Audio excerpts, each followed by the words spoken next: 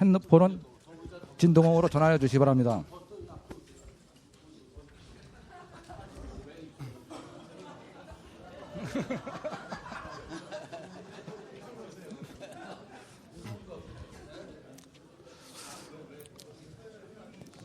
지금부터 정명근 시장님과 언론인과의 대화를 시작하겠습니다. 내 삶을 바꾸는 희망 활성을 위해 노력하시는 정명근 시장님의 인사 말씀이 있겠습니다.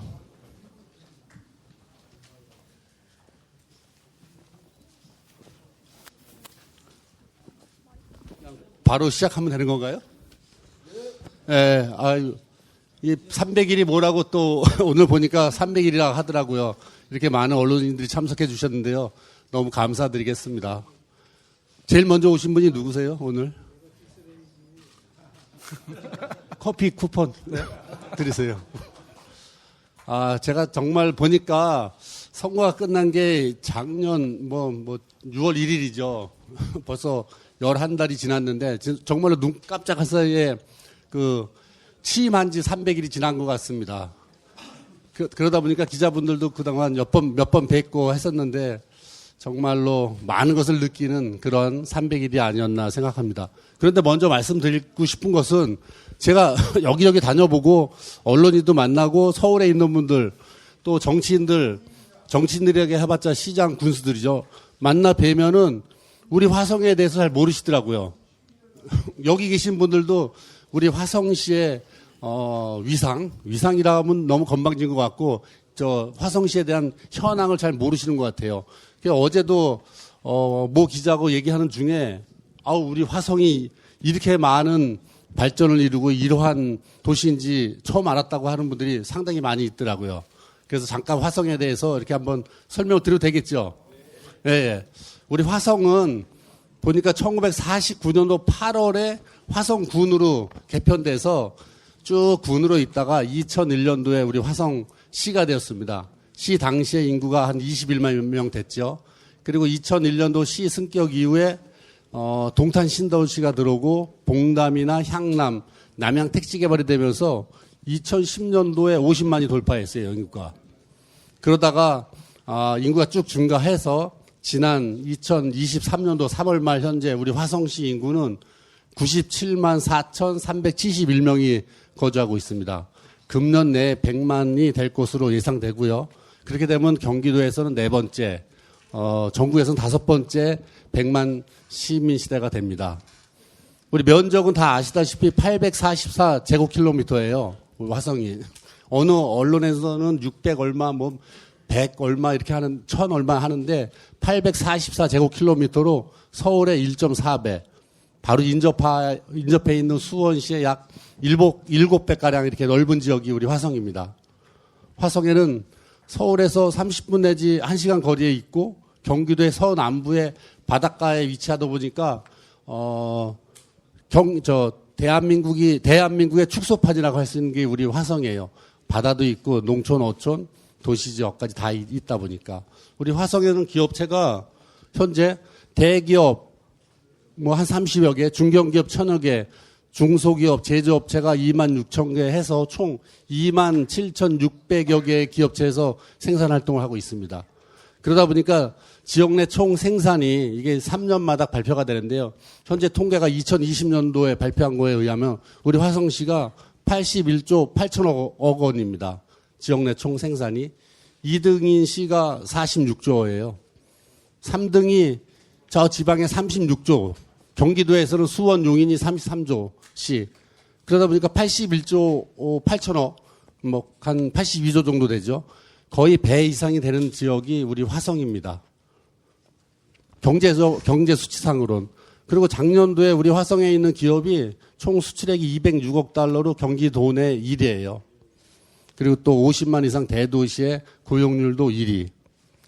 이런 걸 바탕으로 해서 작년까지 2등을 했던 재정 자립도가 올해는 우리 화성시가 61.1%로 1등이 되었습니다.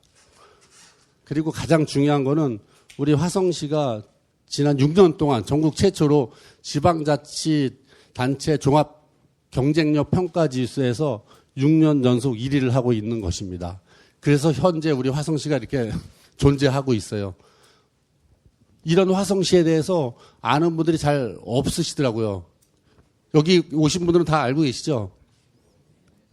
오늘 좀 배우셨어요? 좀 많이 화성시가 이렇더라. 그리고 하나 까먹었네요. 작년도에 초등학생, 중학생 전입 인구가 가장 많은 도시가 우리 서울 강남을 제치고 우리 화성시가 되었습니다. 이거는 그동안 우리 화성시가 20여 년 동안 꾸준히 발전을 하고 뭐 성장을 하다 보니까 교육 환경이나 문화 환경, 생활 환경이 전부 다 나아졌다, 살만하다라는 평가라고 보여집니다. 그런데 우리 화성시는 현재보다 미래가 더 기대가 되는 도시가 우리 화성입니다. 그렇죠? 네, 잘 부탁드리고 제가 한 300일 동안 뭐 질문도 있다 하실 것 같은데 미리 아주 말씀을 드릴게요. 소회를 간단하게 말씀드릴게요. 300일 동안 제가 저는 준비된 시장이다, 다 준비되었다 하면서 선거운동을 했습니다. 근데 막상 제 나름대로 그건 제 생각이었던 거죠. 제가 실질적으로 좀 뭐 여기서 11년을 공무원 생활을 했고 가불병 지역에 전체 다 근무를 했고 읍면동을 근무해봤기 때문에 저만큼 화성을 잘하는 사람은 없을 것이다. 후보자들 중에서 이런 생각을 하고 막상 하고 나서 시장에 취임을 해서 해보니까 그렇지 않더라고요.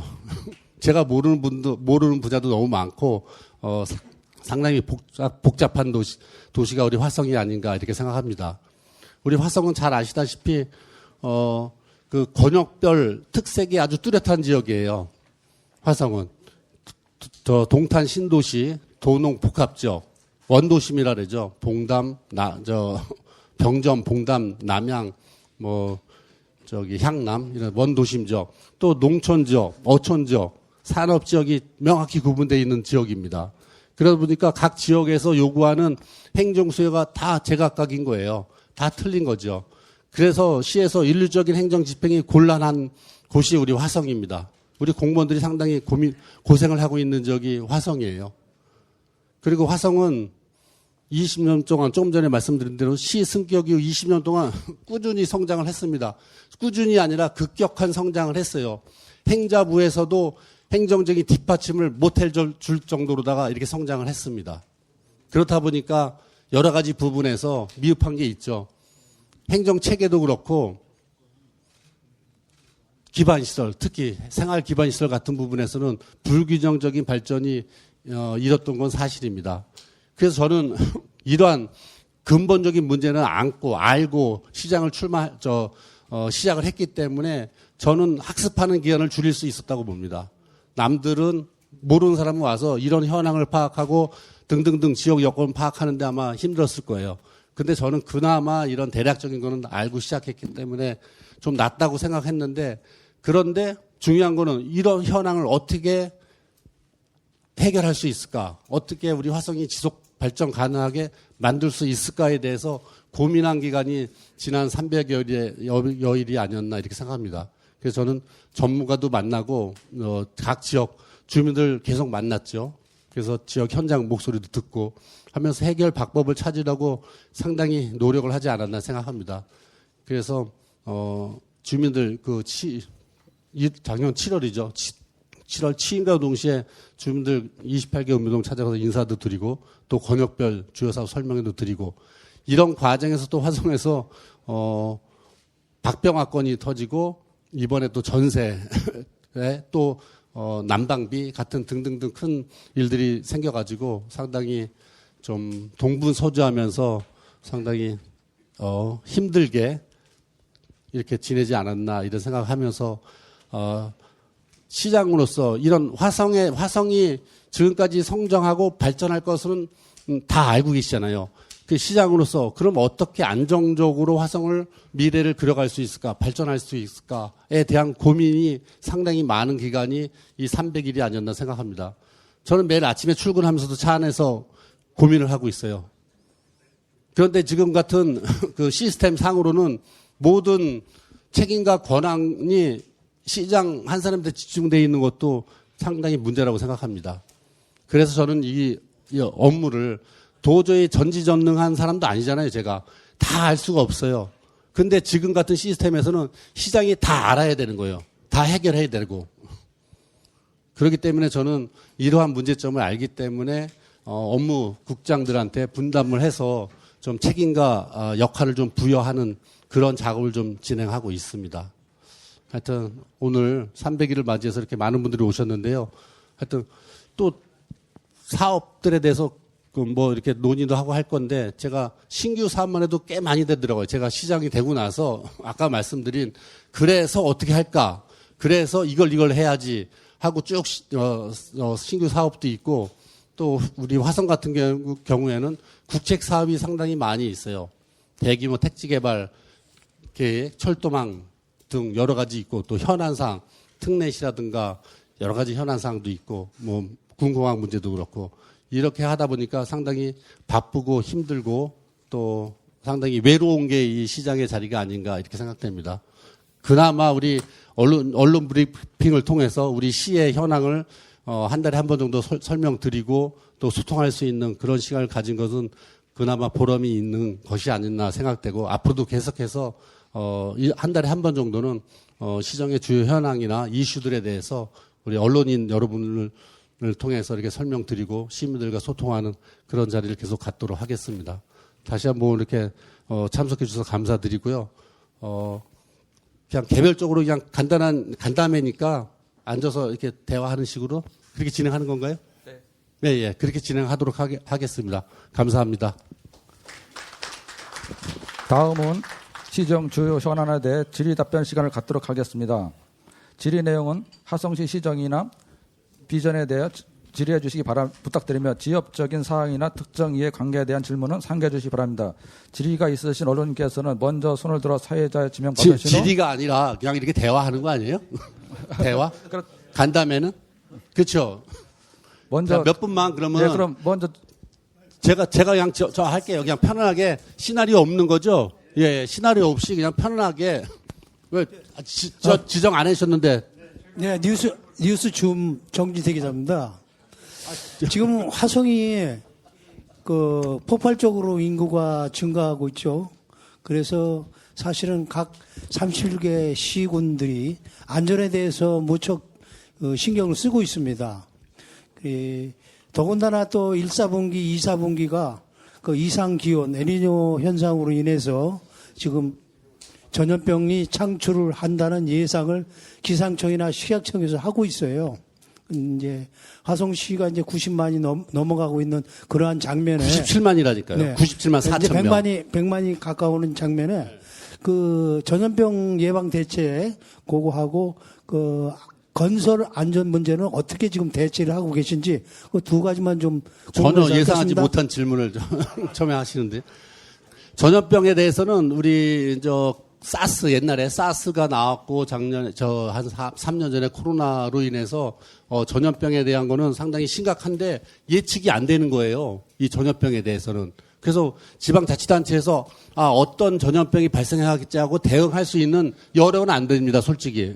그 준비할 수도 없고 그거에 대해서 우리 지방자치단체 우리 보고서 가지고는 할 수가 없는 거예요. 그렇지만은 그런 일이 발생했을 때 전염병이 발생됐을 때 어떻게 해야지 어떤 병원에다가 하고 하는 그런 대응 매뉴얼은 잘 준비하고 있습니다. 근데 그 전염병을 갖다가 대비해서 어떻게 선제적인 조치를 취하고 하는 거는 저희가 할 수는 없고 질병관리본부에서 좀 해야 될 사항이 아닌가 이렇게 생각하고요. 건설 현장 안전은 우리 화성시가 전국에서 가장 많은 공사 현장이 있을 거예요. 그러다 보니까 작년에 여러 군데에서 이렇게 안전사고가 일어나고 또 공장 같은 데서 폭파 사고가 일어나서 상당히 안 좋은 일도 일어났는데요. 그런 거에 대해서 지금 법상으로는 그런 위험 물질이라든가 공장 폭파 사고 같은 거에 대한 위험 요소가 몇 개라 그랬죠. 우리 화성에서 관리해야 되는 것이. 근데 우리가 직접 가서 뭐 점검하고 뭐 하는 권한이 아니라 노동부에서 그걸 하기 때문에 우리는 교육할 수 있는 권한이 있더라고요. 화성시에서는 사전 교육을 시켜서 이렇게 해달라. 당신들이 직원들한테 이렇게 교육을 시키고 있는지에 대해서 가서 점검하고 하는 역할입니다. 그래서 우리가 각 산단이죠. 산업단지하고 상공회의를 통해서 산업 현장들에 대해서 안전사고가 일어나지 않게끔 하고, 소방서와 함께 합동으로 점검을 하고 있습니다. 이거. 그리고 우리 화성시에서는 특히 사고가 이제 화재 사고가 많이 나니까 불량 노후 전선 교체의 비용을 시가 좀 부담하고 해주는 그런 사업까지 진행하고 있습니다. 하여튼 화성이 그런 현재까지 다른 지역보다 조금 많아요. 공장도 많고 공사 현장이 많기 때문에 사고 숫자가 하여튼 최대한 적은 안전한 도시 만들도록 최선을 다하도록 하겠습니다. 네, 감사합니다. 안녕하십니까? 공직신문 NDN뉴스 취재국장 황장합니다. 먼저 시장님께서 지역 현안을 해결하기 위해서 지정 안 하면 다음부터 답변 안 드리겠습니다. 네, 불철주야 수고하시면 먼저 감사드립니다. 내 삶을 바꾸는 희망 화성의 슬로건 아래 민선 8기 시장직 업무를 수행한 지 10개월째 접어들고 있습니다. 화성 시민들이 바라는 시장님의 평가를 두 가지로 정리하자면 첫째, 소통, 공감 능력이 뛰어나다. 둘째, 민원체대 해결 능력이 우수하다는 평가가 있습니다.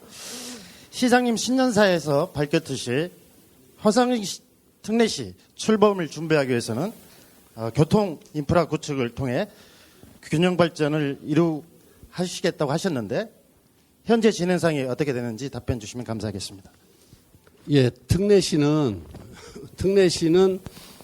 100만 이상의 도시 중에서 기초자치단체의 지위를 유지하면서 광역시급 행정 권한을 갖는 것을 특례시라고 합니다. 근데 실제로 현재 우리 특례시에 4개 특례시가 있죠. 특례시장들 만나 뵈면은 현찮다는 거예요. 특례시 역할이. 현재는 건축 허가라든가 택지 개발, 도시 개발, 그리고 그린벨트 해제 등에서 16개 사무 중에서 일루만이 특례시장한테 권한이 부여된 거예요.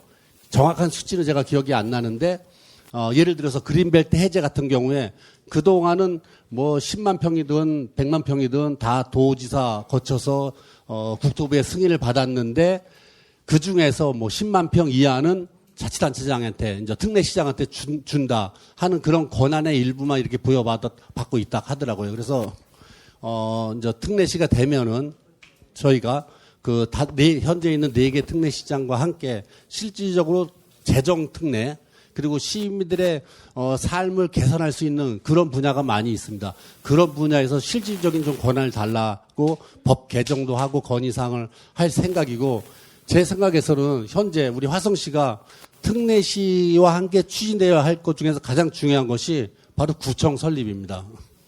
구청. 화성시는 아까 말씀드린 대로 권역별 그 특색이 분명하잖아요. 면적도 서울의 1.4배나 되잖아요. 서울에서는 자치구가 25개가 있어요. 근데 우리 화성에서는 구청은커녕 28개 읍면동이 있는 상황입니다. 또 100만 이상 되는 도시 중에서 구청이 없는 데는 우리 화성밖에 없어요.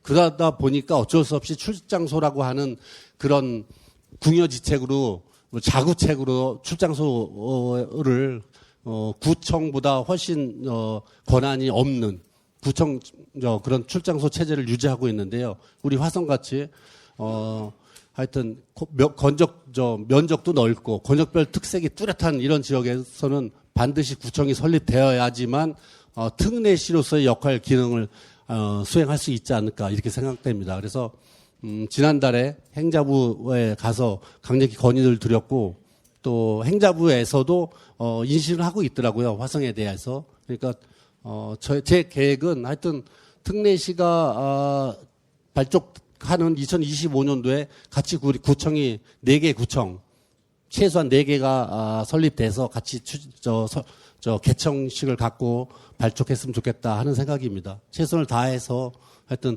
특례시로서의 역할과 기능도 하고 또 구청 설립을 하기 위해서 노력하도록 하겠습니다. 다음에 질의하실 분 네. 저기 NSP 이쪽에서 요 맨 앞에 제가 이렇게 하고 이렇게 다 이렇게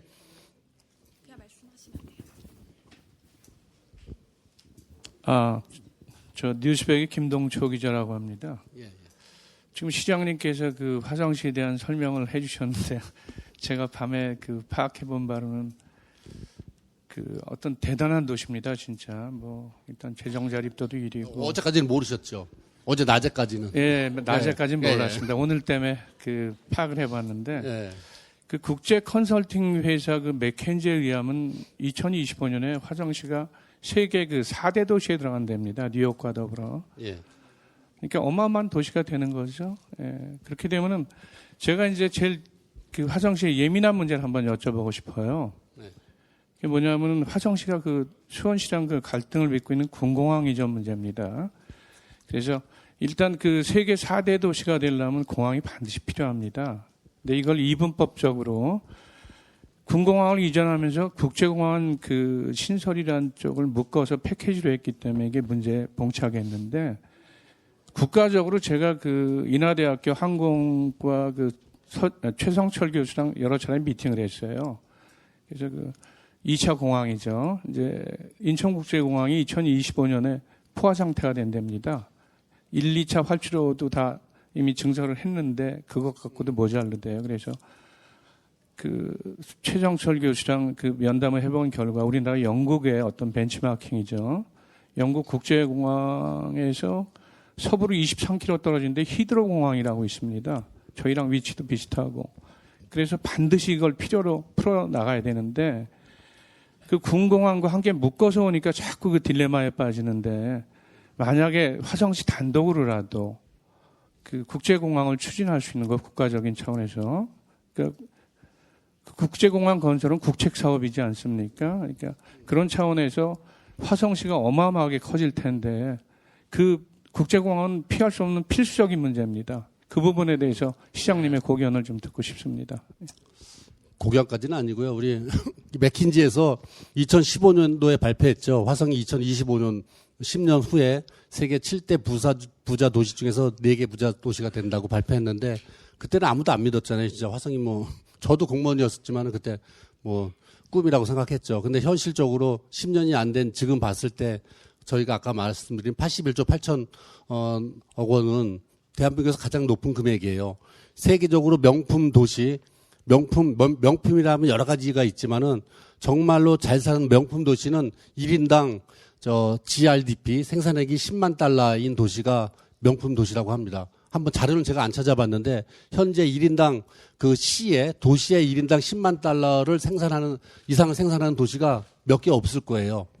저희가 한 9만 달러 정도 되나? 지금 아마 작년 말 정도면 9만 달러 될 것입니다. 10만 달러에 육박하는 그러한 도시로 성장했습니다. 실질적으로 2025년도에는 세계 4대 도시가 안 될 수는 있어요. 하지만은 멀지 않은 미래에 반드시 되지 않을까 이런 생각을 갖고 있고 군공항 문제에 대해서 국제공항 문제에 대해서 늘 말씀드렸어요. 저는 우리 수원 군공항의 일부인 35만 평이 우리 화성시 땅입니다.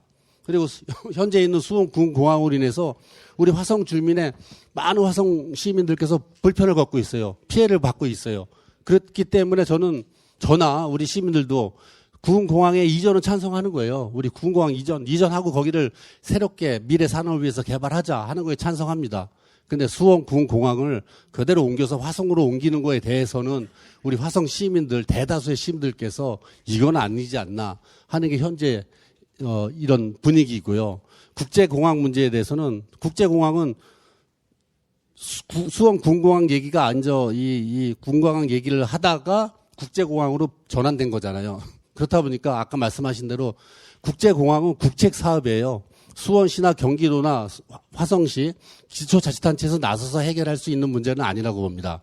그래서 국책 사업인 만큼 정부에서 경기 남부권 뭐 화성을 찍어도 좋습니다. 경기 남부권에 반드시 국제공항이 필요하다, 설립해야겠다 하는 발표가 있어야죠. 지금은 뭐 그냥 가상인 거고 발표가 있으면 그때 가서 그럼 우리 화성으로 오는 게 유리할까, 불리할까?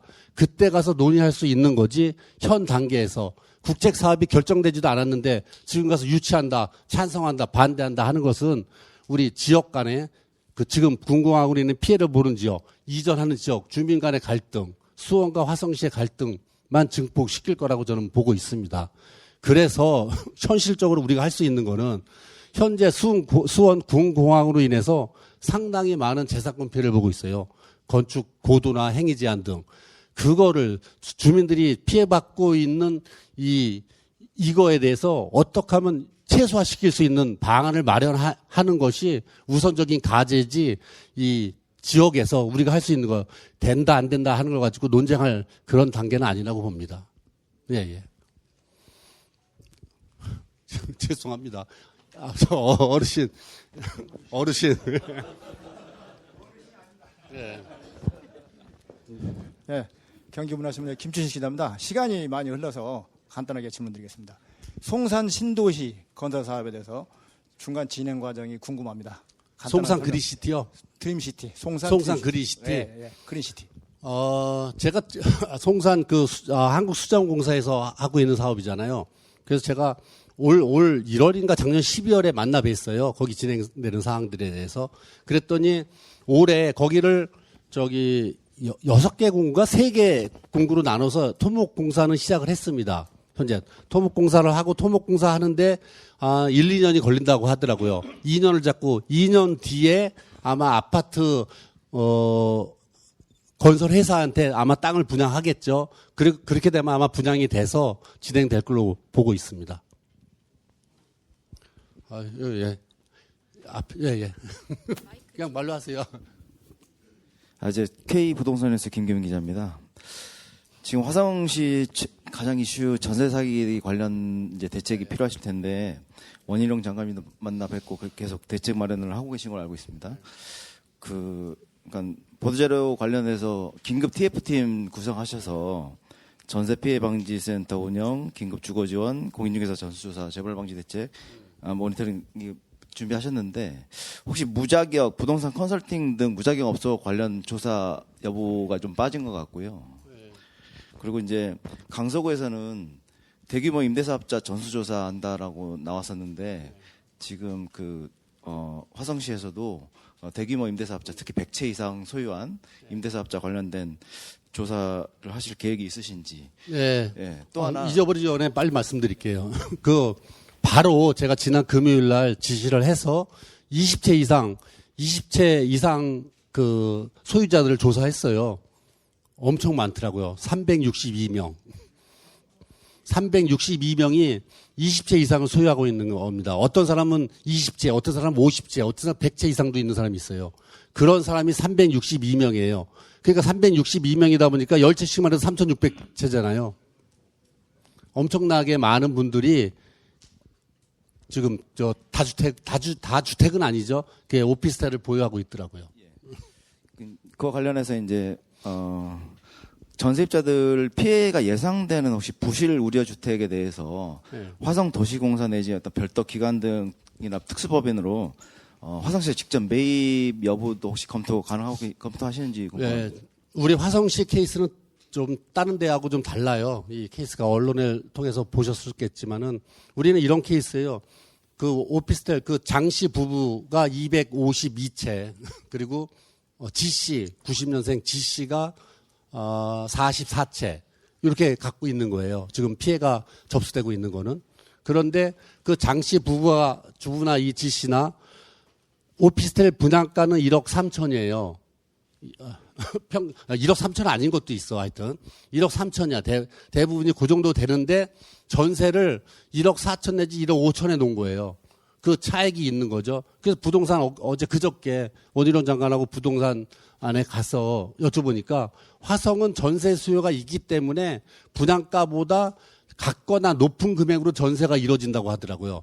그게 선순환 됐던 거예요. 여태까지는 계속 그 젊은 층들이 많이 입주하고 특히 삼성 쪽에 수십 명이 이제 수백 명이 될 수도 있어요. 지금 그 아이들이 거기서 20대 30대가 대부분이다 보니까 그 임대를 하는데 그 선순환이 되니까 분양가보다 높아도 이게 됐던 거예요. 진행이 계속.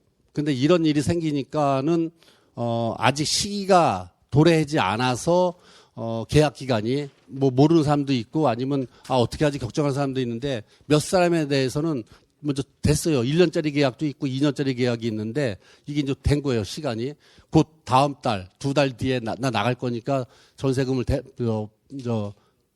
돌려달라고 하니까 지금 이런 문제가 터지니까 전세가 안 들어오는 거죠. 못 나갈 수 있는 거지. 그리고 집주인 입장에서 6월 달에 종합부동산세가 부과가 되는데 2020년도 8월에 종부세 법이 개정되기 전까지는 이 대상이 안 됐는데 그 뒤에는 이 대상이 된 거예요.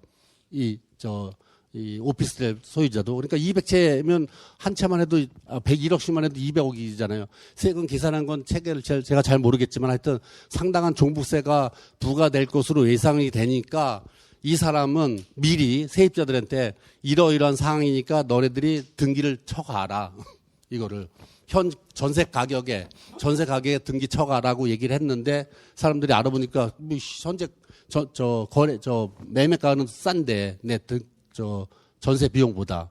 그래서 신고해서 어제 경찰서로다가 한 90여 건이가 이렇게 피해 예상이 접수됐다 하더라고요. 그래서 우리가 실현 가능성이 상당히 있는 것 중에 하나가 우리 화성 같은 케이스만 가능해요. 다행히 대출은 없는 거예요. 이 오피스텔에. 그러다 보니까 우리 화성은 또 이 선순환이 된다 그랬잖아요. 전세 같은 경우가. 그래서 저는 어제 당정 협의할 때 그랬어요. 허그, 주택보증조합, 공단이나 경기 도시공사에서 자본적인 도시공사에서 이 오피스텔 지금 문제가 되는 250채 한 300여 채를 갖다가 사는 게 돈이 들어가는 게 아니잖아요. 전세를 그대로 안고 등기만 이전하는 거야. 그리로. 그러면 등기 비용만 들겠죠. 등기 비용. 시등록세는 별도로 우리가 특별 저거 해서 도세 시세니까 면제하면은 등기 비용만 드는 거예요. 그리고 전세 사는 그 친구한테 너 나갈래 살래 보증을 해주는 거예요. 보증보험을 발급해주는 거지. 그러면 이 친구는 내가 언제든지 나갈 때 이 공사로부터 내가 보증금을 받을 수 있을까 안심하고 살아도 되겠구나 하는 생각을 가질 수 있고 나 나가겠다고 하면은 다른 전세를 갖다 놓고 한 2억 2천만 원 정도 차이가 날 수 있죠. 현재 상태에서. 실질적으로 이제 1억 5천인데 1억 5천에 다 안 들어오겠지. 새로 오는 사람은. 지금 시세가 1억 3천인데. 그렇다 보니까 한 2, 3천만 원 공사에서 한 채당 이렇게 추가로다가 돈이 들어갈 수가 있어요. 그렇지만 초기에서 큰 돈 안 들이고 해결할 수 있는 방법은 이런 방법이 아닐까 어제 생각이 돼서 어제 을지역하고 당정협의할 때 한번 검토하자고 했습니다.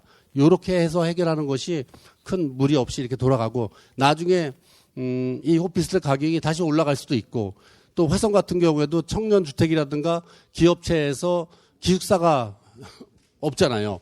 그래서 저는 차라리 우리가 능력이 되면 우리 도시공사가 능력이 되면 500채고 1000채고 등기 이전 원하는 건 다 해서 우리가 삼성전자라고 계약을 하는 거예요. 너네들 직원 몇천 명 중에서 실제로 원룸이 필요한 직원이 거기도 제가 보기에 수백 명에서 몇천 명은 될 거예요. 몇만 명 중에서 한 1000명 정도는 될 거야 최소한. 그러면 삼성하고 우리가 계약을 맺어서 안전하게 우리가 제공할 테니까 여기서 살아라. 우리가. 이렇게도 할 수 있는 방법이 있지 않을까 하는 생각을 갖고 그렇게 했으면 하는 바람입니다. 그래서 그걸 진지하게 한번 고민하고 있어요. 네? 네?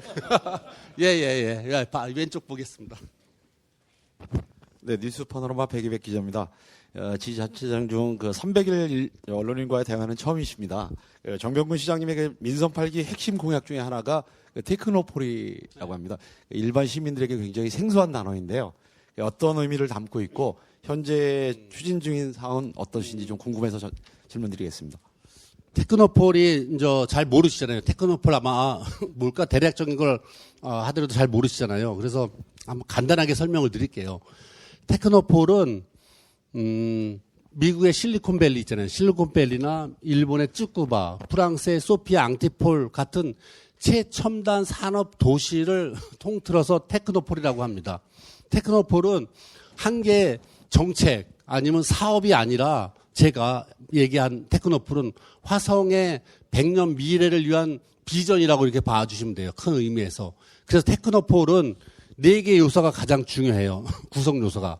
테크노폴. 첫 번째, 기술 인력이 있어야 되고, 두 번째, 첨단 산업체가 있어야 됩니다. 생산업체. 세 번째는 연구소. 네 번째는 중요한 건데 정주 요건, 쾌적한 정주 요건. 이 4가지 요건이 갖춰진 도시를 저는 테크노폴이라고 하고 세계적으로 그러한 도시를 테크노폴리스 이런 식으로 얘기합니다. 그래서 이 4가지 요소가 가장 중요한 요소예요. 근데 우리 화성이 입장에서 봤을 때 이 네 가지 요소로 봤을 땐 가장 적합한 도시가 우리 화성입니다. 우리 화성은 서울에서 30분 내지 1시간 거리에 아주 있어요. 그리고 삼성이라든가 기아 등 최첨단 산업체가 상당히 많은 지역이 우리 화성입니다. 그리고 전국에서 가장 많은 소부장 업체가 화성에 있어요. 그리고 기업부설 연구소가 우리 화성에만 4,500개가 있어요. 전국에서 정확한 통계가 안 나오는데 5%에서 10%가 우리 화성에 있습니다. 기업부설 연구소가. 그리고 잘 아시다시피 동탄 신도시라든가 여기 택지 개발로 인해서 정주 여건이 상당히 좋아지고 있어요. 이러한 4개 요소를 감안했을 때 우리 화성시만한 도시가 없다고 생각합니다. 그렇지만 우리 화성시에 이런 4가지 요소 중에서 우리가 지금 신경 쓰고 있는 게 그래도 상대적으로 좀 부족한 게 있잖아요.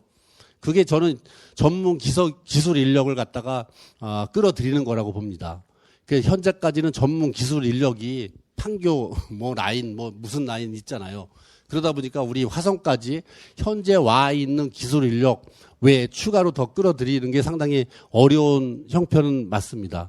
그래서 저는 카이스트와 함께 동탄에 카이스트 화성 사이언스 허브를 구축했어요. 작년도에 그 롯데백화점 거기에 공공기여받은 그 상당히 큰 넓은 면적입니다. 거기에. 그래서 거기에서 그 카이스트와 함께 반도체 관련 전문 인력을 작년부터 양성을 하고 있어요. 3개월 과정이던가 6개월 과정인가 그 과정을 통해서 반도체 전문 인력을 양성하고 있고 또 홍익대학교와 함께 홍익대학교 화성 캠퍼스에 자율주행 자동차 등 2개 이공계 학과의 학부 석사 과정을 내년부터 운영할 계획입니다. 그리고 수원대학교와 함께 국가에서 지원하는 거 있잖아요. 그래서 반도체 장비 양성 과정 국가 정책에 지원을 해서 그걸 받아서 양성을 하고 있고 특히 또 우리 화성 폴리텍 대학교 있잖아요. 폴리텍 대학과 함께 기술 인력 양성하기 위한 MOU를 체결해서 우리 지역에 필요한 인력은 우리가 양성해서 취업을 시키자 하는 것까지 지금 진행하고 있습니다. 등등등 해갖고 우리 화성의 폴리텍, 테크노폴 구성을 위해서 아주 애쓰고 있고 상당히 이런 걸 전체적으로 이게 종합해서 봤을 때 화성이 가장 우리나라에서 그래도 가장 이런 4가지 요건을 갖춘 가장 적합한 도시가 우리 화성이 아닌가 이렇게 생각됩니다. 네. 저 맞죠? 네, NSP 통신의 조현철 기자입니다. 네, 시장님 300일 하시면서 많이 준비를 하셨는데 경제 얘기는 안 할 수가 없을 것 같습니다. 지금 좀 약간 중복된 얘기도 있겠지만 지금 우리가 보면은 이제 시장님께서 이제 우리 그 공약 사항 중에 임기 내에 20조 원 투자 유치를 하셨습니다. 그래서 기업 지원 자문단도 꾸리시고 또 인큐베이팅 센터를 통해서 지원을 하신다고 했는데 이것들을 어떻게 활용을 해서 임기 기간 내에 투자 유치될 수 있는 방안을 조금 다시 한번 설명 주시고요. 그다음에 기업도 중요하지만 중소기업이나 이 소상공인도 굉장히 중요합니다. 이들에 대한 어려운 특례 지원이라든지 이자 지원도 이렇게 하고 있는데 요거 말고도 아니면 좀 추가로 더 지원할 수 있는 요 부분, 요 2가지 사항에 좀 질문 좀 드리겠습니다. 예, 먼저 20조 투자 유치에 대해서 한번 설명드릴게요. 제가 이번에 조직 개편까지는 아닌데 이번에 20조 투자 유치 팀을 신설합니다. 20조 우리 화성에서는 좋은 기업을 유치하는 것이 화성을 미래를 위해서 가장 중요한 사업이에요. 우리 지방세 수입이 1조 6,500억입니다. 우리 화성시가 이 중에서 9,700억 약 60% 정도를 기업에서 부담하고 있어요. 그래서 좋은 기업을 유치하는 것은 우리 화성의 안전적인 성장을 위해서 안전적인 재원 확보를 위해서 상당히 중요한 사업이에요. 그래서 저는 20조 이상의 20조가 아니라 20조 이상의 투자 유치를 받겠다. 제 임기 중에. 어떻게 해서? 그게 중요하잖아요. 어떻게 해서 그냥 막연하게 20조가 아니라 제가 지금 작년 세계적인 반도체 장비 업체들이 많이 있죠. 그 중에서 10대 장비 업체 중에서 작년에 12월에 ASML과 이미 투자 협약을 해서 동탄에 착공을 하였습니다. 현재 4개사하고 심각하게 심도 있게 논의를 주게 있어요. 반도체 장비 회사. 아마 올해 안에 투자가 결정될 것입니다. 순차적으로. 그리고 화성에 대기업이 한 30여 개 있어요. 30개 중에서 뭐 특정 기업을 말할 수는 없지만 3개 대기업과 약 2조 5천억 규모의 투자가 진행되고 있어요. 그것도 아마 곧 발표하거나 아마 기아자동차는 그때 발표했죠. 벌써 기아자동차는 하겠다고. 예, 기아오토. 예, 예. 그래서 30개 업체 중에서 현재 협의가 된 곳이 3개 업체예요. 3개 대기업이에요. 나머지 많은 대기업들이 투자를 지금 검토하고 있고 그것도 뭐 협의를 통해서 진행할 것이고 또 화성에 산업단지가 현재 13개가 조성 중에 있어요. 기존에 11개 산업단지가 운영되고 있는데 13개 산업단지가 2025년도면 완료가 되거든요. 뭐 좀 늦어지는 것도 있고 그 13개 산업단지에 상당한 기업체들이 와서 투자를 또 하게 될 것입니다. 그리고 지식산업센터가 현재 화성에 36개가 이미 준공이 돼서 운영되고 있어요. 지식산업센터. 현재 건설 중인 게 16개가 있어요. 도합 52개가 됩니다. 판교, 성남 전체가 53개예요. 지식산업센터. 우리가 이제 52개가 돼요. 성남의 사례로 봤을 때 3조 원 이상의 투자가 된다고 하더라고요. 우리는 뭐 적을지 많을지는 모르겠지만 아직 정확한 금액까지는 할 수 없겠지만은 15,000개 정도의 뭐 1인 기업도 있고 2인 기업, 5인 기업도 있으니까 그 지식산업센터에 그래서 15,000개 정도의 기업이 이제 들어와서 투자 활동을 하게 될 것입니다. 기타 우리가 자동적으로 있을 때 우리가 공장이 1년에 350개 정도가 들어와요. 화성에 증가되는 숫자가. 그거는 여기에 숫자에서 뺐습니다. 그건 뭐 우리 노력 없이도 자동으로 들어오는 거기 때문에 하여튼 등등등을 따지고 우리가 지금 그리고 테마파크도 있고 또 의료복합단지가 있어요. 의료복합단지에 종합병원도 있고 의료복합단지 등등등을 다 종합했을 때 20조 이상은 충분히 가능하다라고 생각되고 기업들을 위한 정책도 우리 화성은 아까 말씀드렸듯이 기업을 잘 모셔야 돼요. 그래서 기업 지원 정책관도 지금 공모를 해서 하고 있고 지역 기업 지원 자문위원회도 구성을 했고 그리고 창업 펀드 700억 원을 조성돼 있잖아요. 약 700억에 680몇 억인데 한 700억 정도를 조성을 해서 창업한 지 2년 내지 7년 된 기업들한테 2억에서 많게는 20억까지 투자를 하고 있어요, 저희가. 이 700억을 갖다가 내년 정도에 1,500으로 늘려서 더 많은 기업에 이렇게 지원할 계획입니다. 그리고 두 번째 말씀하신 게 중소기업이나 상공인들을 위해서 중소기업 그 지원 자금, 운영 자금, 또 이자 지원, 이자를 갖다가 3%를 우리가 지원해주고 있잖아요. 이자. 중소기업뿐만이 아니라 이제 소공인들에 대해서도 우리 화성에서 사업체가 12만 개 정도가 있어요. 사업체. 소상공인. 그래서 12만 개 중에서 한 정확한 숫자를 제가 7, 8만 개가 소공인들입니다. 실질적으로 화성에 소공인들이 상당히 많이 있는 상태예요. 그러다 보니까 소공인들도 지금 이 어려운 경제 환경에서는 가장 피해를 보는 게 소공인들이잖아요. 그래서 우리 화성시에서는 지역화폐 3,300억 원을 발행합니다. 이거는 순전히 우리 화성에 있는 소공인들 상점이라든가 가게 여기 가서 쓰는 거죠. 3,300억 중에서 우리가 순수 예산이 경기도 최초로 우리가 300억 원을 예산을 투입하는 거예요. 300억 예산을 투입해서 3,000억 원을 10% 주니까 내가 10만 원 이 충전하면 10,000원을 주는 이런 시스템이잖아요. 그래서 3,300억을 가지고 지역 소상공인 지역 경제 활성화를 위해서 쓰고 있고 소공인들 세금 유예 또 뭐 소공인들도 이자 지원 이런 사업들을 좀 추진하고 있습니다. 그래서 민생 경제 좀 어려운 분들부터 좀 뭐 회복이 돼야 되지 않나 해서 다양한 정책을 펼치고 있는데 이게 지원하는 입장에서 복지 예산이나 이런 지원하는 건 끝이 없어요. 100% 만족할 수는 없습니다. 하지만은 우리는 하여튼 최선을 다해서 하여튼 만족할 수준을 뭐 느낄 수 있도록 하여튼 최선을 다해서 지원하도록 그렇게 하겠습니다.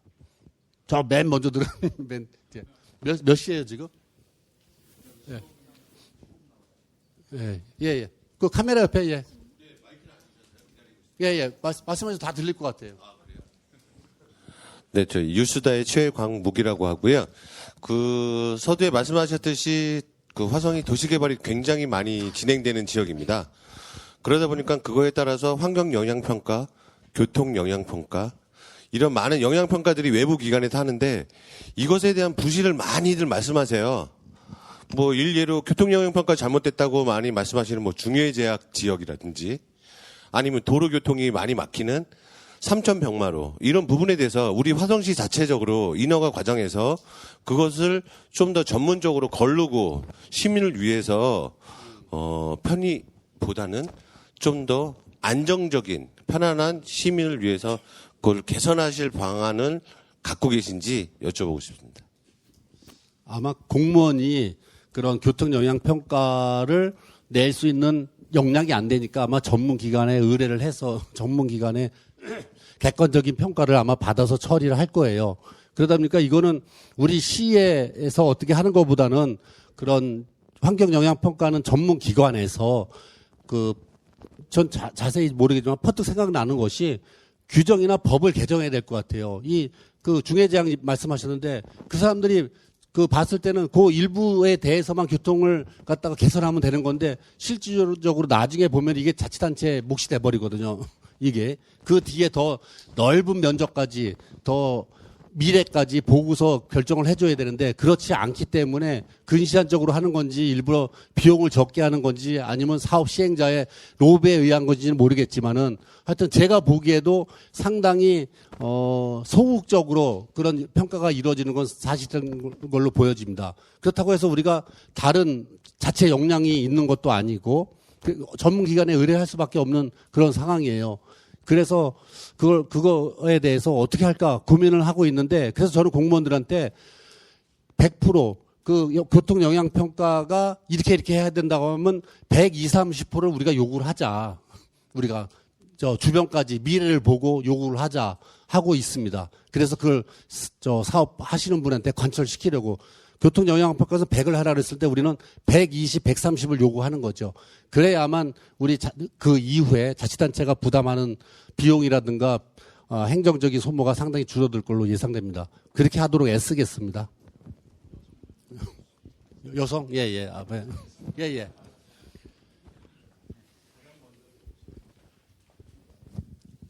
네, 안녕하세요. 한국글로벌뉴스 박소영 기자입니다. 그동안 시장님이 6개 권역으로 정책 설명회를 다니셨어요. 근데 화성시는 아시다시피 도농 도시로 이루어져 있는데 향남 복지센터에서 말씀하시기를 동서간 균형 때문에 불만이 많이 났었잖아요. 앞으로는 동부보다 이제 서부만 발전할 길이 남았다. 그렇게 강조하셨거든요. 그러니까 서부가 발전할 길에 대한 어떤 부분의 키워를 말씀하실 수 있는지 그걸 여쭤보고 싶습니다. 예, 제가 시장 되기 전에부터 알았죠. 동쪽, 서쪽. 동서라고 하면 기분 나쁘니까 그냥 화성이 전체적으로 봤을 때 균형 발전을 이루지 못한 거에 대해서는 다들 인식하고 있을 거예요. 근데, 서쪽, 지금까지는 동탄 신도시만 해도 40몇 명이 살고 삼성전자를 비롯해서 그쪽에 기업도 많이 있기 때문에 그동안의 화성에 현재까지 위치에 오게 한 거는 동쪽의 힘이 크지 않았나 생각되고 그때 가서 말씀드렸던 것은 앞으로 10년, 20년 뒤에는 우리 화성의 서부 지역에서 발전을 이끌 수 있지 않을까 이런 의도로 이렇게 말씀드렸습니다. 저는 동서 균형 발전에 가서 가장 중요한 것은 도로망이라고 봐요. 일단 도로망. 다행히 동탄에서 마도까지 고속도로가 이렇게 연결돼 있잖아요. 그거가 개통됨으로써 상당히 접근성이 좋아졌어요. 서해안까지. 근데 아쉬운 거는 그 마도 제2 서해안 고속도로에서 저 전곡항까지 더 쭉 연결해서 끝까지 뺐어야 되는데 그게 아쉽기 때문에 그건 더 연장할 필요가 있는 것 같습니다. 그리고 저는 화성을 갖다가 순환도로 한 바퀴 뺑 도는 순환도로를 지금 구상하고 있어요. 그래서 동탄에서 향남을 거쳐서 기아 자동차 그리고 서해안에 지금 해안도로가 지금 거의 준공되고 있죠. 그리고 저 위쪽에서는 어디야 테마파크 있는데 거기서 비봉에서부터 봉담을 거쳐서 화산동을 거쳐서 저 반월동까지 반월 동탄 입구까지 연결되는 그 민자도로가 지금 계획 중에 검토 중에 있고 또 남양에서 향남까지 이제 화성의 중간을 내륙을 이렇게 가로지르는 그런 도로까지 이렇게 구상이 되어 있습니다. 일단 도로망이 이게 도로망이 뭐든지 건설이 되어야 뭐 공장이 들어오든 뭐가 들어오든 편의 시설이 들어오든 뭐 관광지가 활성화되든 할 수 있을 것 같아요. 그래서 이런 내부 순환 도로망 구축하는 게 가장 우선인 것 같고 서부 발전이 아니라 서부에 일단 그래도 사람이 모이게 하기 위해서는 어떻게 할까에 대해서 고민을 하고 있습니다. 지금 다행히 우리 화성시에서 제가 시장 되기 전부터 궁평항 종합관광단지를 개발 중에 있고 유스토호스텔을 갖다가 지금 이제 착공을 하잖아요. 그래서 궁평항 쪽에서는 그렇게 해서 솔바다고 해서 관광지를 하고 있고 저는 바로 지금 시행하고 있는 것이 그 전곡항에서 궁평항까지 해안 데크를 설치하는 겁니다. 한 18km 정도가 돼요. 18km 되는 데크를 설치를 해서 중간중간에 휴게소와 주차장을 마련하고 테마를 엮어서 굳이 우리 수도권 시민들께서 제주도까지 안 가고 여기 화성에 와도 그 18km를 걷는데도 하루가 걸릴 겁니다. 그리고 그동안은 방문형 관광지였잖아요. 화성이 하루 왔다가 전곡항이든 궁평항이든 한번 왔다가 가는 그런 방문지였는데 앞으로 체류형 관광지를 만들어야겠다. 최소한 하루 이틀은 여기서 자고 갈 수 있는 그런 여건을 만들어야겠다 생각하고 지금 서해안의 어느 지역에 상당한 큰 프로젝트가 구상되고 있습니다. 계획 중에 있어요. 그래서 그러한 것들을 종합하면은 일단은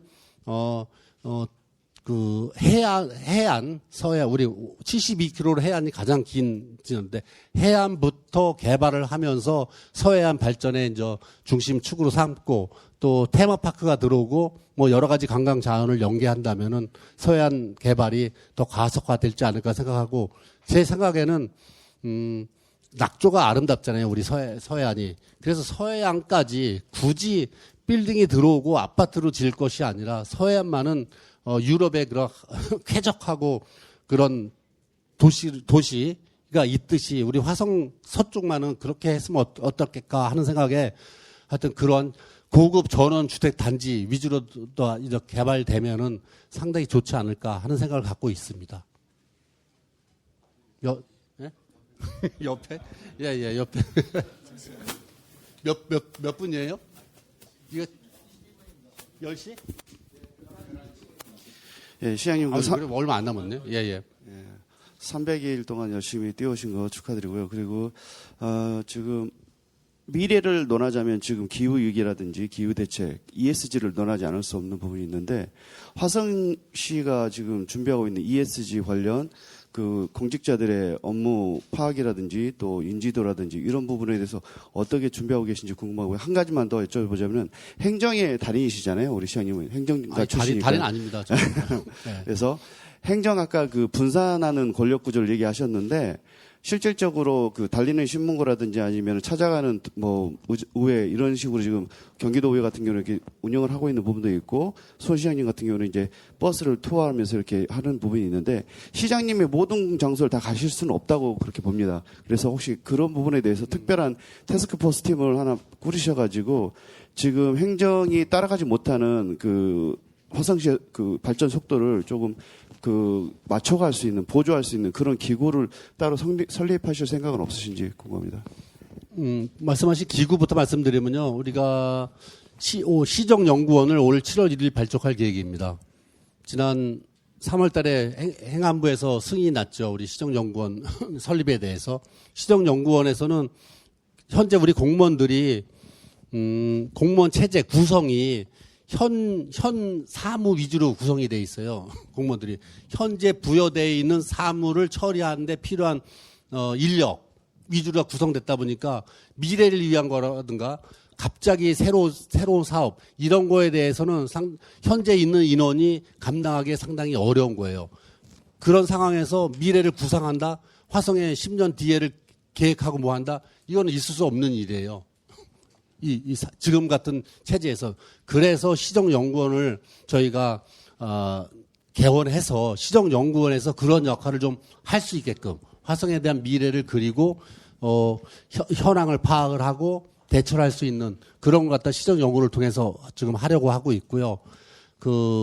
ESG에 대해서는 ESG는 상당히 이제 기업 같은 데서는 상당히 심각하고 막 받아들이고 막 이게 빠르더라고요. 근데 우리 공무원들은 솔직히 저부터나 우리 공무원들이 상당히 둔감한 거예요. 이런 ESG나 이런 것들에 대해서. 그렇지만 지금 법을 아마 규정됐을 거예요. 법인지 규정인지 시행령인지 모르는데 ESG에 대한 ESG 경영에 대한 계획을 세우고 실천하게끔 이렇게 돼 있습니다. 모든 공공기관에 시청뿐만 아니라 우리 공공기관에서 다 ESG 경영에 대해서 계획 세우고 실천하게끔 돼 있어요. 그래서 그 계획에 의해서 추진되고 있는 그런 단계라고 이해해 주시면 좋겠습니다. 궁금한 사항이 많으실 거로 사료되오나 시장님 다음 일정 두 일어나고 분만 제가 더 네, 두 분만 받고 받겠습니다. 이렇게 마무리를 했으면 좋겠어요. 그렇죠? 가위바위보 해라. 저한테 평소에 잘해 주셨으니까 제가 네? 저한테 잘해 주셔갖고 저 경인부의 정경만 기자인데요. 저는 시장님한테 잘해드린 건 없는데 그 시장님이 화성을 잘 안다는 말엔 동의하지 않고요. 일단 오늘 나온 얘기가 전부 돈 얘기, 자본 얘기, 주택 얘기인데요. 사실 화성은 인근 시에 비해서 문화 향수를 따지자면 아주 형편없고 거의 0점에 가까운 도시입니다. 어제만 봐도 농어촌공사가 봉담 효행지구에서 나온 문화재들 전부 가져가서 다른 도시 주겠다고 큰 소리 땅땅 치는데 어제 그런 일이 있었습니다. 그랬어요? 네, 근데 그 사람 말이 약간 일리가 있는 게 화성에 수장고가 없으니 문화재를 반출하겠다는 겁니다. 이런 문제들, 그러니까 화성에 문화향수를 시킬 수 있는 방안 좀 말씀 좀 부탁드립니다. 그거를 그럼 임시로다가 반출하는 게 아니라 영구 반출인가요? 우리가 수장고가 되면은 다시 갖고 온다는 건가? 난 자세히. 예. 예. 다시 이제 우리가 수장고가 있으면 다시 올 수 있는 거네요. 그리고 거기는 원형 보존 지역인데 그 효행지구 거기는 원형 보존 지역이에요. 그래서 그 문화재가 나오면은 그대로 놓고 저는 그 위에 유리 있잖아요. 투명 유리로다가 이렇게 포장을 해서 이렇게 볼 수 있게끔 저는 그렇게 할 생각을 갖고 있습니다. 거기에 대해서는. 네. 그러니까 아직 그는 저희들 생각이고 하여튼 그 문화재에 대해서는 한번 다시 한번 우리가 확인을 하도록 하겠습니다. 화성에 사세요, 혹시? 네. 화성에 살면은 화성에 대해서 자부심을 갖고 좋게 평가를 해주세요.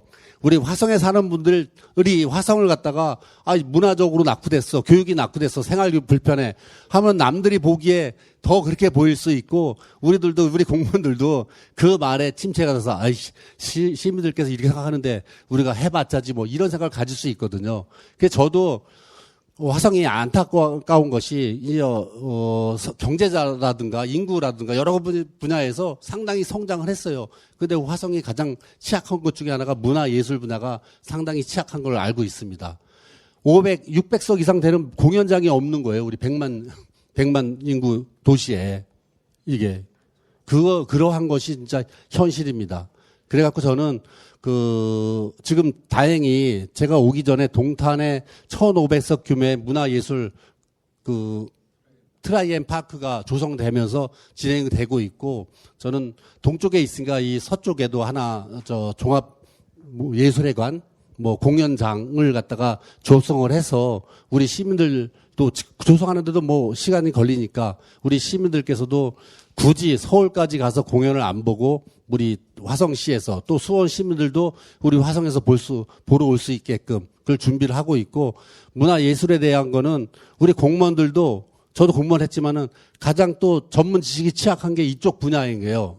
그래서 제가 있을 때죠. 그때 문화재단도 만들어서 문화재단 나름대로 우리가 상당한 금액을 들여서 각 권역별로 찾아다니면서 공연도 하고 여러 가지 활동을 하고 있습니다. 그런 활동을 하고 있으니까 점점점 나아질 거라고 보고 실질적으로 문화예술인들이 어떻게 했으면 좋겠다. 이런 간담회든 아니면 몇 번에 걸쳐서 토론을 거쳐서 화성시의 현황에 대해서 정확히 진단을 하고 그래서 차츰차츰 한 번에 갈 수는 없어요. 문화 선진국으로.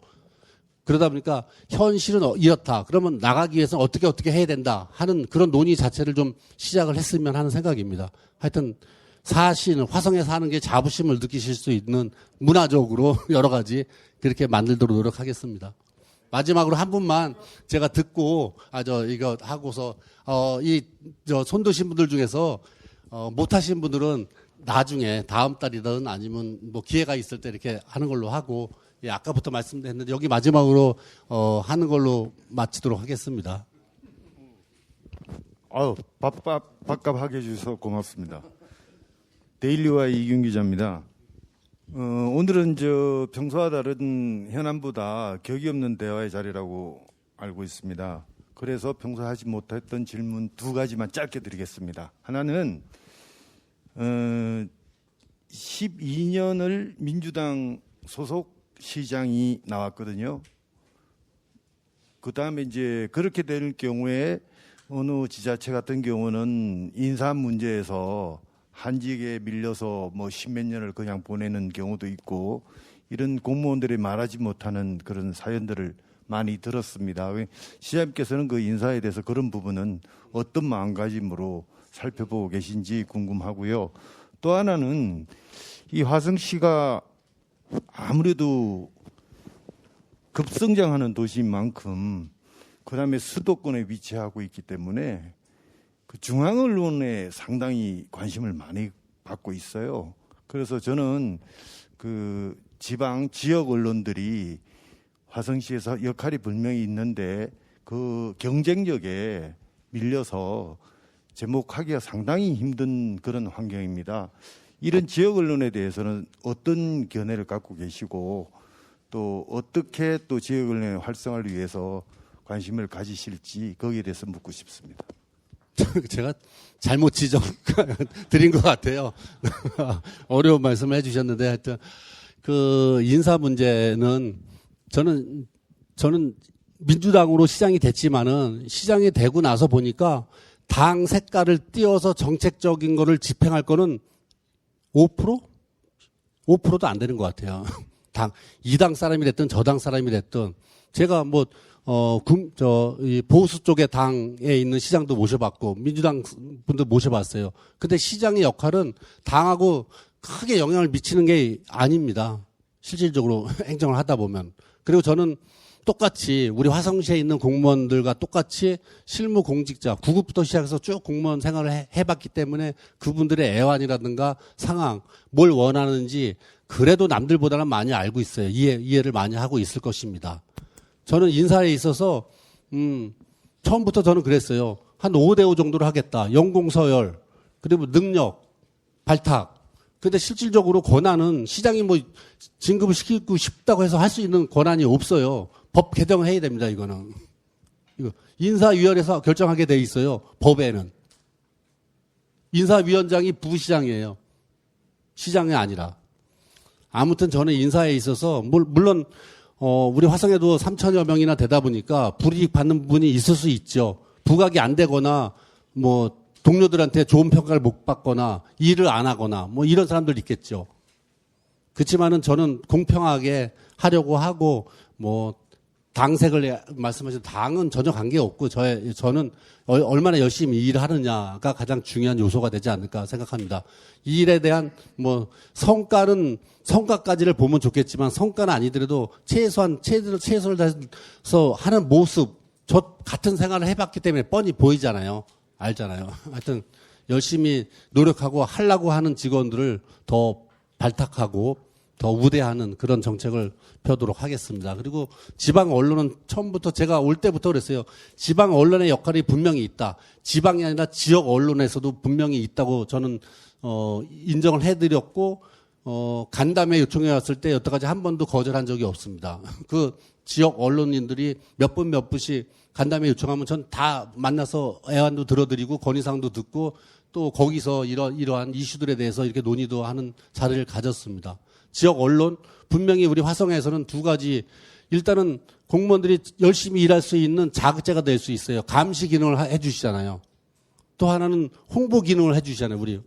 그만한 거 없어요. 우리 공무원들이 홍보하는 데 한계가 있습니다. 지역 언론, 요새는 특히 인터넷 뭐 이 SNS가 발달돼 있기 때문에 어느 신문 구분 없이 저는 뭐 중앙직, 뭐 방송, 뭐 지역 신문 뭐 구분 없이 다 공평하다고 생각합니다. 그래서 언론의 그런 순기능에 대해서 적극적으로 긍정적으로 생각하고 있는 그런 자세를 취하고 있습니다. 오늘 많은 질문을 해주셨는데요. 저는 그렇습니다. 우리 화성시가 지난 2001년도 시 승격 기후 정말로 이렇게 급성장을 해서 많은 인접 자치단체장들이 부러워하고 있어요. 화성에 대해서. 이렇게 부상하고 있는 화성에 대해서. 그렇지만 저는 현재에 만족하지 않습니다. 우리 화성은 미래가 더 기대가 되는 도시이기 때문에요. 다 아시겠지만은 우리 화성이 여기서 끝날 수는 없는 거예요. 아마 세계에서 4대 도시 반드시 이루어질 것입니다. 저는 그래서 이런 화성을 우리 화성 시민들과 함께 미래를 상상하는 거예요. 10년 뒤에, 20년 뒤에 우리가 지난 과거를 보면서 10년 전에 우리가 50만일 때는 이랬지. 지금 100만이 되니까 이렇게 변했지. 마찬가지로 10년 뒤, 20년 뒤를 우리 시민들께서 상상을 하면서 우리 시민들과 또 지역 언론과 지역 전문가들이 같이 만들어가는 거예요. 그려가는 그런 화성을 만들고 싶고 정말로 제가 자꾸 말씀을 드렸는데 나 화성에 살아라고 자부심을 갖고 당당하게 말할 수 있는 이런 화성 만들고 싶습니다. 제 캐치프레이즈인 우리 화성 시민 누구나가 내 삶이 바뀌는 화성 만들기 위해서 저와 3천여 공직자들 정말 열심히 일할 것입니다. 하여튼 언론인께서 또 우리 시민들께서 많은 관심과 지지, 협조를 부탁드리겠습니다. 하여튼 이 시정 설명의 시정 브리핑은 앞으로도 계속 진행될 것입니다. 오늘 이렇게 많이 참석해 주셔서 너무 감사합니다. 고맙습니다. 마치겠습니다. 이상으로 언론인과의 대화를 모두 마치겠습니다. 바쁘신 와중에도 우리 시 발전을 위해 참석해 주신 언론인 감사드리며 참석해 주신 언론인께서는 출입구에서 시장님과 수인사를 나누시기 바랍니다.